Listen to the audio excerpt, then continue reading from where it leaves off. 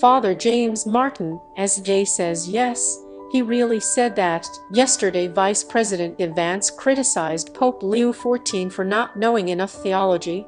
I think it's very, very important for the Pope to be careful when he talks about matters of theology. But if you're going to opine on matters of theology, you've got to be careful. You've got to make sure it's anchored in the truth, he said at a Turning Point conference. One of the many ironies about that statement is that it came in response to Pope Leo's comments about war and peace, and specifically, the concept of just war, which originated with St.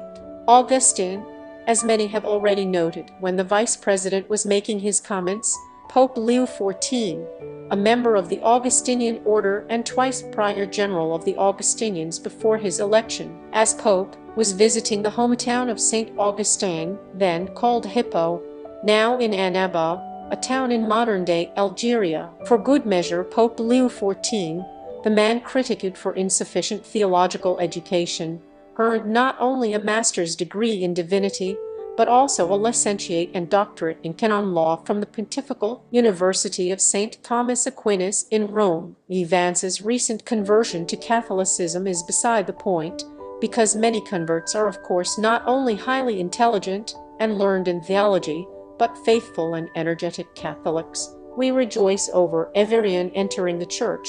What most of us do not rejoice over, however, is a deadly combination of inaccuracy and hubris. Pace, Vice President Vance, but the current war in Iran is not a just war under Catholic doctrine. You can hear that from church leaders from across the theological spectrum, from Archbishop Timothy Broglia, the head of the military vicariate and former head of the UST, to Cardinal Robert Selroy, Archbishop of Washington, who holds doctorates in both theology and political science. You can look all that up online.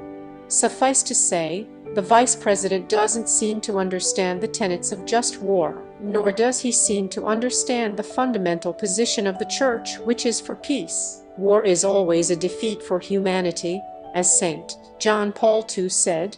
If that authority isn't enough, then turn to Jesus, who said, "Blessed are the peacemakers, not blessed are the warmongers." And after the resurrection, the risen Christ says to the frightened disciples, "Not vengeance is mine, but peace be with you." Incidentally, the day before, the Vice President said that the Pope and the Vatican should stick to teaching about morality, also seeming to forget that war and peace are profoundly moral issues.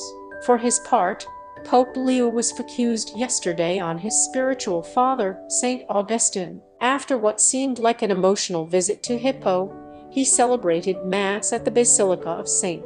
Augustine in Annaba. During his homily, he said, "The primary task of pastors as ministers of the gospel is therefore to bear witness to God before the world with one heart and one soul, not permitting our concerns to lead us astray through fear, nor trends to undermine us through compromise." Amen. Let's all continue to pray for the Holy Father as he works for peace. Image.